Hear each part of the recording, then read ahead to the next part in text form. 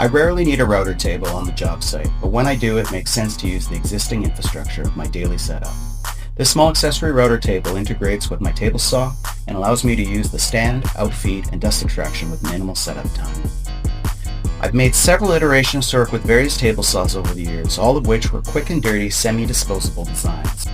For a more permanent solution, I would take the time to brace the top to keep it from warping and add support to carry more of the weight. However, for my needs, this served the purpose quite well.